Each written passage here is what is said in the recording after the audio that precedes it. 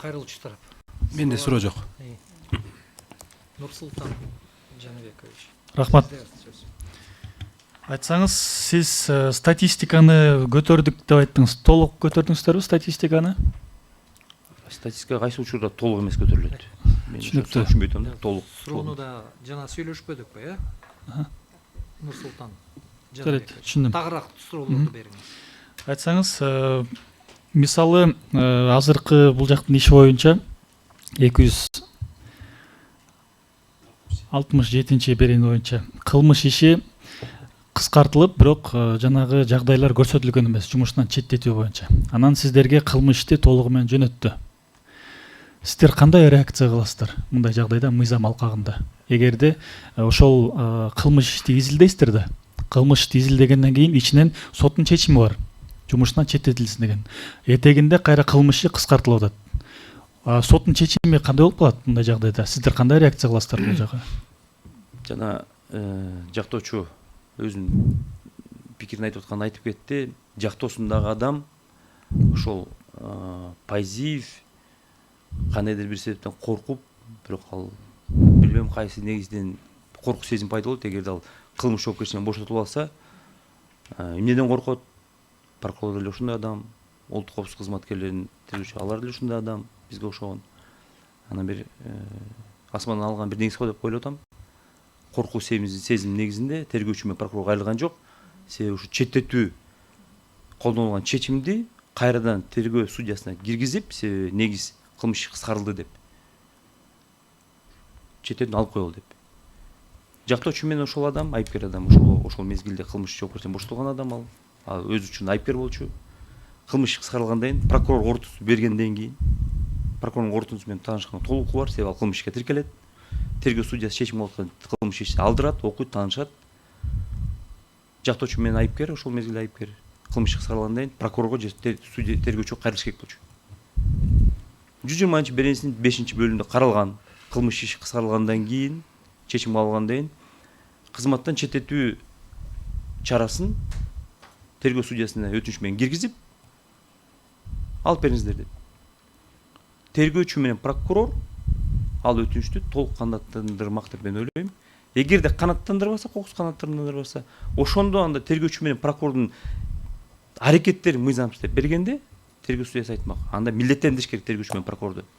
Себеби ал негизсиз каршылык көрсөтүп, негизсиз өтүнүч киргизген жок деп. Бирок тилекке каршы анда өтүнүч менен кирбей, жактоочу менен жоопко тартылган адам тергөө судьясы түзбөй атат, качкан прокурор Макеев туура позициясын коюп атат. Силер тарап болуп эсептелбейсиздер. Тарап болуп судья, тергөөчү менен прокурор гана эсептелет. Же жабырлануучу деп жазылып турат. Или потерпевший деп. Ошолор гана кайрыла алат деп. Ошол процедураны эгерде сактап келгенде мүмкүн менин оюмча мындай процесс болмок эмес, кайрылганга негиз жаралма эмес болчу. Менин суроом мындай болду да. Башкы прокуратура ошол процессуалдык чечим кабыл албай сиздерге таанышууга келип атат да. Сиздер кандай чечим кабыл алмак элеңиздер деп сурап жатам. Кайрылса. Башкы прокуратура эмес, көзөмөл Ош областтык улуттук коопсуздук мамлекеттик кызматынын Ош шаары жана Ош обласу боюнча тергөө бөлүмчөсүнүн көзөмөлү Ош областтык прокуратурасы жүргүзөт. Ош областынын прокуратурасы кайрылган өтүнүчтөрдү толук колдомок. Мен башкы прокуратуранын позициясын сурап атам. Кандай позицияда болмок эле ушул жагдай боюнча практикада кандай? Мисалы, айттым да, ошол жагдай боюнча сиздердин реакцияңыздар, позицияңыздар. Эгерде сиздин сурооңуз гипотезага таянса, анда мен гипотезага таянып туруп жооп берейин. Анда башкы прокуратура эгерде деген сурооңузга, анда эгерде деп биз канааттандырып бермейбиз, колдоп бермекпиз. Түшүнүктүү. Айтсаңыз, бул жерден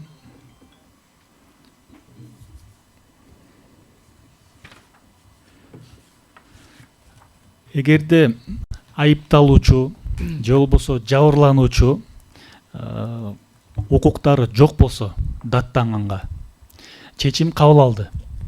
Анан жабырлануучу дагы сиздерге даттанып жазды. Менин укугум бузулду, мен соттун чечимине макул эмесмин, жумушунан четтетпей койду дей турган болсо, прокурордун позициясы дагы сиздерге ошондой позиция болсо, сиздер кандай аракет жүргүзөсүздөр мыйзамдын алкагында? Сиздердин да укуктарыңыздар жок болуп атса даттанганга? Андай учурлар бар. Жазык процессуалдык кодекс жазылып турат, даттануу жатпайт деп даттанбайбыз. Сиздердин укуктарыңыздар, жабырлануучунун укугу, айыпталуучунун деги эле сотко катышкан, сот өндүрүшүнө катышкан тараптардын укуктары бузулган жок деп эсептейсизби? Бузулган жок деп эсептейм. Түшүнүктүү.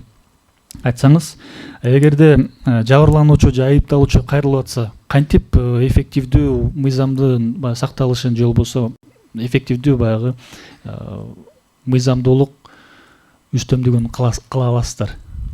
Кандай прокурордук чара көрө аласыздар эгерде? Султан Жаныбекович, мен жана сизге айттым эле, отура бериңиз.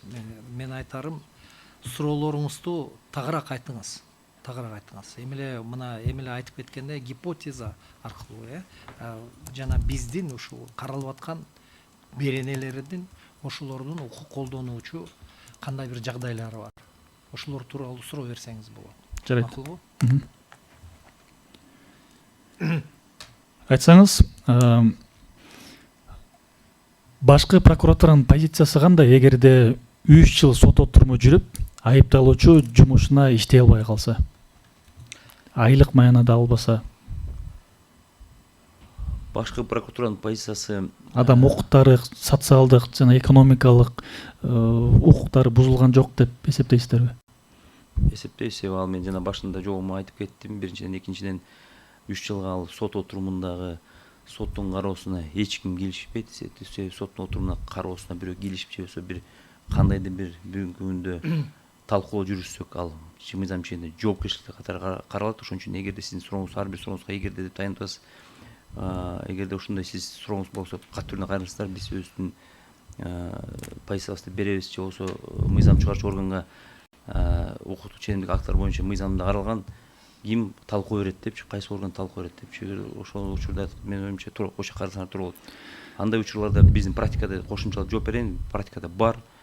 Кызмат адамдары, укук органдарынын өкүлдөрү кылмыш жоопкерчиликке тартылып, айып бузулуп, айыптоо актысы бекитилип, соттун кароого негизинен кароо үчүн жөнөтүлгөн учурда сот тарабынан 3-чү инстанцияга чейин актуу өкүм чыккандан кийин 2 жыл, 3 жыл өтөбү кайра кызмат ордуна кайтып келгенден кийин 3 жылдык мөөнөттөгү компенсация мамлекеттик бюджет тарабынан толук өндүрүлүп берет. Соттун чечиминин негизинде жарандык тартипте, себеби эмгек кодексине каралган, эмгек талаш тартыштар 1 айлык ичинде каралат деп. Түшүндүм. Ошол мезгилдерде айыпкерлер жоопко тартылгандан кийин 1 ай ичинде жарандык тартипке сотко кайрылып туруп, ал өндүрүштү токтотуп коюшат.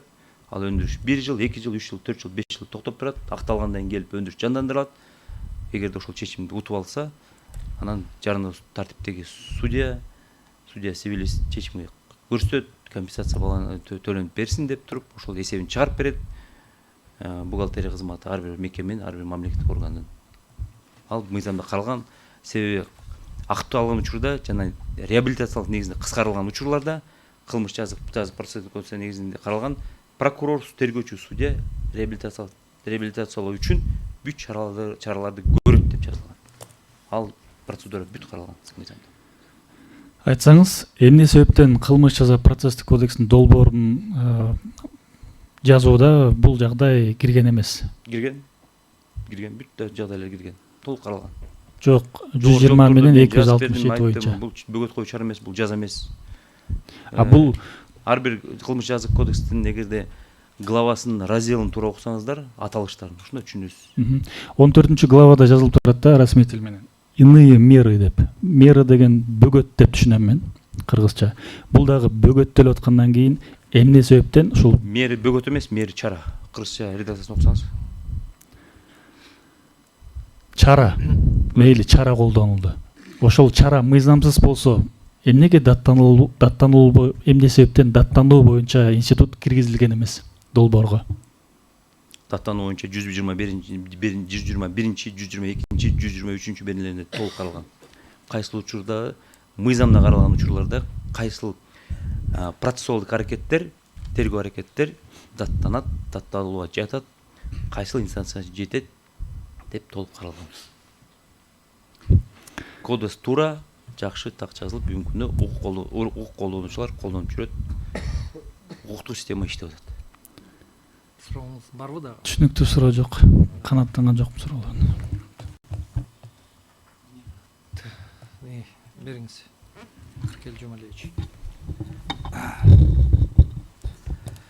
Mana bu kılmış ceza prosesualдык kodeksinde 258 беренесинде кылмыш ишин кыскартуу тууралуу тартиби көрсөтүлгөн. Ошондо тергөөчүнүн мыйзам чыгаруучу милдеттендирип атат. Кайсы маселелер боюнча сөзсүз түрдө чечимге токтомго чагылдырыш керек. Сиз да айтып кеттиңиз. Далилдер боюнча жанакы баш чара коргоосу менен. Бирок ошол учурда биздин каралып аткан маселе кирбей калган да бул тизмегечи. Но бирок ошол учурда билесиздер да мына бул башкаруу, то есть мына бул четтетүү маселеси тек гана кылмыш иши менен байланыштуу. Кылмыш иши болбосо бул маселе көтөрүлбөйт элегенде. Кылмыш иши токтолгондон кийин логично, орусча айтканда да, логика боюнча бул маселеде каралышы дегендей логика болот. Бирок мыйзам чыгарыш көрсөтүлгөн жок. Аны баары тергөөчүнүн көз карашына калтырылган да. Бирок тергөөчүнүн токтому прокурорго жөнөтүлөт. Ошол прокурор карап аткан учурда ушул жагдайга кандай мамиле кылат прокурор? Муну как терс көрүнүш катары кабыл алабы же мыйзам чегиндеги көрүнүш катары карап туруп эч кандай мындай реакция кылбайбы дейм да. Себеп дегенде тергөөчү мындай да, тергөөчү эгерде мыйзамда көрсөтүлбөсө мен аны аткарганга акым деле жок дейт. Бирок мыйзамда тыйым салган жок. Сен обязательно көрсөт мындай тыйым салынган жок да көрсөткөнгө дагы. Ошондуктан прокурордун позициясы кандай бул учурларда? Силер булар мындай мыйзамды эле коюп жибересиңерби же кандайдыр бир мындай бир реакция кылып силер аларга көрсөтмө бересиңерби же болбосо четке кагасыңарбы алардын токтомун? Ушуну сурап берсеңиз. Рахмат, жакшы суроо. Эмне үчүн 58-те бул берене көрсөтүлгөн эмес? Себеби бул 120 беренесинин негизинде кызматтан четтетүү процедурасы тергөө судья тарабынан кабыл алынат. Эгер тергөөчү өзүнүн токтомуна көрсөтүп койсо, кызматтан четтетүү жөнүндө чараны жокко чыгаруу деп, анда тергөөчүнүн ыйгар муктарын аша чабуу деп эсептелсе болот. Себеби бул чечимди тергөө судьясы кабыл алган соң тергөө судьясы жокко чыгарат. Тергөөчү өзүнүн токтомуна киргизе албайт. Ал аша чабыш кетиши мүмкүн. Биринчиден, экинчиден тергөөчү чечим кабыл алгандан анан мыйзамдуулук негиздүүлүгүн прокурор гана укуктуу баа берет, корутунду түзөт. Эгер тергөөчү мен жанагы ушу бүгүнкү эле примерди айтып атам, мисалда 337 беренесинин 3 бөлүгү менен козголот. Ал берененин негизинде кылмыш иши өндүрүштөн кыскартылбайт, негиз жок бүгүнкү күндө. Ал берене менен эгерде айып угулуп сотко ашканда ал кылмыш иш, анда же айыптуу өкүм чыкмак, же актуу өкүм чыкмак. Бөлөк жол жок. Же кылмыштын курамы жок деп кылмыш ишти кыскартыш керек болчу. Бирок кылмыш орун алган соң тергөөчү 210 беренеге өтүп атат. Преступление против собственности главага. Ошонун эскертмесине каралган негиздер негизинде өндүрүштөн кыскартып атат. Кыскарткандан кийин тергөөчү өзүнүн чечимин мыйзам деп ал өзү эсептеп атат. Бирок прокурор эсептеши мүмкүн ал мыйзамдуу эмес, мыйзамсыз болуп калышы мүмкүн деп. Ошон үчүн ошол мезгилде прокурор окуп аткан мезгилде мыйзам чыгаруучу мүмкүнчүлүк берип атат. Карасын, анда четтетип тура берсин айыпкер кызматынан. Кокус прокурор бузуп калса, тергөөчүнүн чечими макул болбой. Кайра тергөө амалдары жүрүш үчүн ал токтомго киргизип коелу. Кызматтан четтетүү чарасын алып салалы деп. Кайра тергөө судьясы барасызбы? Кечип койсуздар, шылдың болуп. Ал айтышы мүмкүн да, силер анда бузбай эле койбойт белеңер, эгерде ушу бузарын түшүнүктүү. Рахмат. Менде бир суроо бар. Жана айтып кеттиңиз, статистиканы келтирип. Тергөөчүлөрүнүн кайрылуусу боюнча канчасы канааттандырылып кызматтан убактылуу четтетүү жөнүндө маселени баягы канааттандырбаган дагы барбы ошол негизи? Жалпы 3 жылдык 2 жыл 6 айдыкын кошкондо 23-тө 89 өлкө боюнча эң көп Ош областы берип атат. 2024 жылы статистика кичине өзүп атат. 184 жагдай. 2025 жылы 77 болуп атат 6 айдын аралыгында. Ушу 2,5 жылдын жалпы саны кошкондо 353 болуп атат өтүнүч.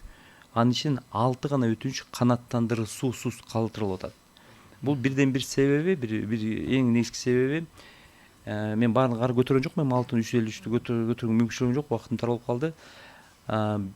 Жалпы мындай мониторинг кылсак, эми мен бул багыт боюнча чоң башкы башкармалыкты жетектейм.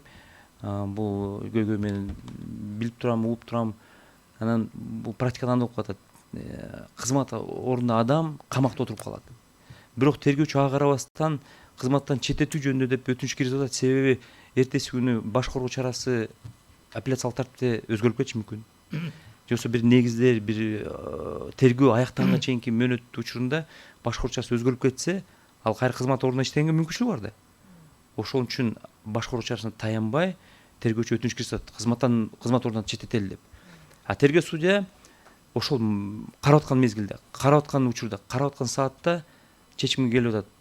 Бүгүнкү күндө айыпкер камакка алгандабы? Камакка алганда. Камакка алганда болсо, ал өзүнүн отурган камагын эске алып туруп, ал өз кызматына бир кандай жолтоо боло албайт деп туруп канаттан дұрыс калтырып атат.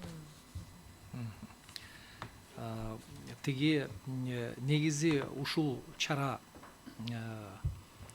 кайсыл кызматкерлерге пайдаланылат? Негизи жана башында айтып кеттиңиз, негизи эле баягы мамлекетке тиешеси жок, мындайча айтканда. Башка коммерциялык же башка иш менен алек болуп жүргөн адамдарга ошо колдонулуп жүрөбү ушул чара? Айрым учурда аз. Себеби Бирок бар, кылмыш жаза кодексте, кылмыш жаза процессуалдык кодексте 2017 редакцияда, анан 99-жылдагы редакцияда кызматтан четтетүү өтүнүштү 2017-ге чейин прокурор макулдук берчи, ошо менен четтелип калчу. Прокурордун макулдугу менен тергөөчүнүн токтому ишке ашып, ошентип кайсы бир мекеме барып аткарууга жөнөтүлчү. Андан кийин соттук контроль киргенден баштап, соттук тергөө судьясы колдонуп баштады. Ал мезгилде жеке ишмерлерди алып эске алсак, андай статистика өтө аз. Институт ушул 121-синде тергөөчү, прокурор жана жабырлануучу деп койгон. Жеке юридикалык жактап койгон, акционерлик коом. Ошонун жетекчисин жоопко тартып атсак, анын акционерлик коом жетекчисин жоопко тартыш үчүн акционерлердин чечими болуш керек, совет директорунун чечими болуш керек, ушул жетекчиси жоопко тартып бериле деп. Ошол мезгилде ошол жетекчи болуп туруп, ушул коомго бир кандай бир терс таасирин тийгизет, документтерди жок кылат, печаттарды жок кылат деп ошондо жабырлануучу тарап тартылган адамдар кайрылса, ошол мезгилде колдонулат. Бирок ал өтө статистика кичинекей. Эми жана өзүңүздүн сөзүңүзгө ылайык дагы бир суроо да. Мына баш коргоо чарасы камакка алынды, айыпкер. Айыпкер кабылган эмне себептен ошондой айыпкерлерге кызматынан убактылуу четтетүү жөнүндө чара колдонулбайт. Себеби ал өзү камакта турса, тиякта эсеби жүрө берет да. Жумушта иштеп атканда болуп элечи деген сөз да. Ошол эки чаранын эмне үчүн мындай, кандай десем, мындай карама каршылыгы көрүнүш болуп турат деген сөз да. Ушул маселе боюнча жанакы канааттандыруусуз калган цифра ошондо келип чыкты да. Айрым тергөө судьялары ага карабастан колдоп берип атышат. Айрым тергөө судьялары колдобой атат. То есть бирдей практика жок. Бирдей практика жок. Анан укук коргоо органдарыныкы эмнеси бир жакшы жери бар. Укук коргоо органдарына ар бир мисалы бизге конституциялык мыйзам прокуратура системасында ички ишкер органдардын өзүнүн мыйзамы бар, анан өзүнүн жобосу бар. Аякта жазылып койгондо кайсыл мезгилде укук коргоо органында иштеген кызматкер кызмат жетекчи менен жана кызматтын ортосунда мамиле кыска токтотулат деп, үзүлөт деп. Эгерде дискредитациялоо негизинде кызмат ордунан бошосо деп. Пара менен кармалды, айып бузулду кылмыштардын негизинде, ошондо ичкиликтөө кызматы жана ичкиликтөө текшерүүнүн жыйынтыгын корутуусун берип, ошонун негизинде кызмат ордунан бошотуп коет. Себеби урматтуу төрага мамлекеттин эсебинен айлык майына жүрбөсүн деп. Камакта турса да ал четтетиш керек. Анан жана эмгек китепчесине, эмгек кодексин же ошол жообунун негизиндеги бир негативдүү түрдөгү пунктты колдонуп туруп эмгек китепчесин жазып коюшат. Түшүнүктүү. Отуруңуз.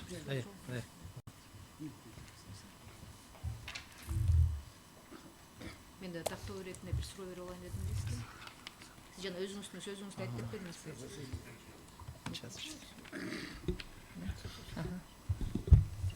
Ошо тактоо иретинде бир суроо берип кетейин мен. Сиз өзүңүздүн сөзүңүздөн эле чыккан суроо болуп атат. Сиз айтып кеттиңиз, эми тергөөчү судьянын актысын прокурор же тергөөчү өзүнчө бир баа бере албайт, ишти кыскартып аткан учурда. Ошол эле учурда эгерде баа бере албай турган болсо, өзүнүн өз ыктыяры менен кайра тергөөчү судьяга кайрылса болобу же өтүнүчтү күтүп туруш керекпи? Болот. Болот, Бул учурда азыркы примерде менин оюмча мүмкүн, мен ушу билбей атам, менин көзөмөлдө эмес экен, борбордук аппарат болсо мен толук айтып бермекмин. Мүмкүн тергөөчү которуп кетип калды. Мүмкүн кыскартылган кылмыш иш прокурордун корутундусу келип тиркелгенден кийин архивге кирип кетти, ошол боюнча бул калып кетти. Эгерде ушу тергөөчүнүн эсине салып, жактоочу менен жанагы кылмыш жоопкерчиликтен бошотулган адам бир эле өтүнүч менен кайрылып койгондо менин оюмча бул маселе чечилип кетмек дароо. Соттук процесстер болмок эмес, жанагы бир бул тараптар кайрылуучу тараптарга бир ыңгайсыз чечим кабыл алынма эмес болчу. Бул эми бул сиздин оюңуз боюнча бул укуктук проблема эмес, ишке салуучу проблема деп айтып атасыз, ушул жерде. А прокурор эгер көзөмөл иретинде карап атканда киргизсе болобу өзү? Прокурор өзү кирсе болбойт, бирок прокурор милдеттендирип койсо болот жолдомо катында. Милдеттендирип. Түшүнүктүү. Самат Кыштообекович, сизден унутуп калабыз сурагандан. Жок, суроо жок. Айтат элеңиз барбы? Рахмат, жок. Отура бериңиз.